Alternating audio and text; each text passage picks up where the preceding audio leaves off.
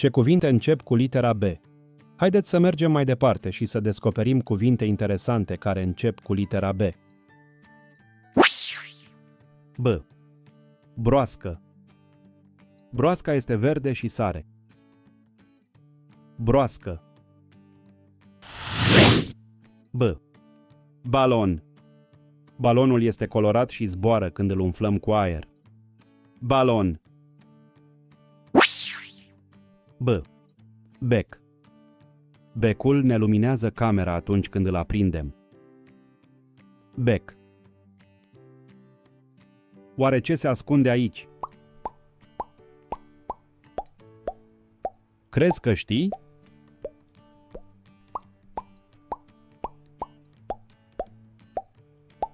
B. Barcă. Barca plutește pe apă și ne poate plimba pe lac sau mare. B. Bufniță. Bufnița este o pasăre de noapte. Bufniță. B. Biberon. Biberonul este sticluța din care bebelușii beau lapte. Biberon. B. Biscuite. Biscuitele este dulce, crocant și delicios. Biscuite. B. Brad. Bradul este un copac verde înalt pe care îl împodobim de Crăciun. Brad.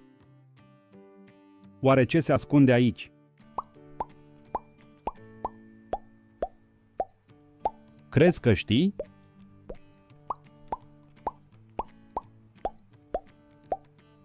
B. Buburuză. Buburuza este o insectă foarte drăguță, roșie, cu buline negre. B. Banană. Banana este un fruct galben, moale și dulce, plin de energie. Banană. B. Butoi. Butoiul este un recipient mare din lemn sau metal folosit pentru a păstra lichide. Butoi. Oare ce se ascunde aici? Crezi că știi?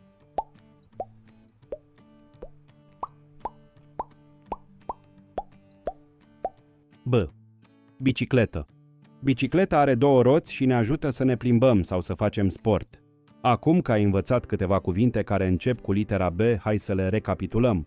Dar înainte, dacă ți-a plăcut, nu uita să te abonezi la canalul nostru și să dai un like, ne ajută și ne motivează să revenim cu alte videoclipuri interesante. B. Bicicletă. Butoi. Banană. Buburuză. Broască. Balon. Bec. Barcă. Bufniță.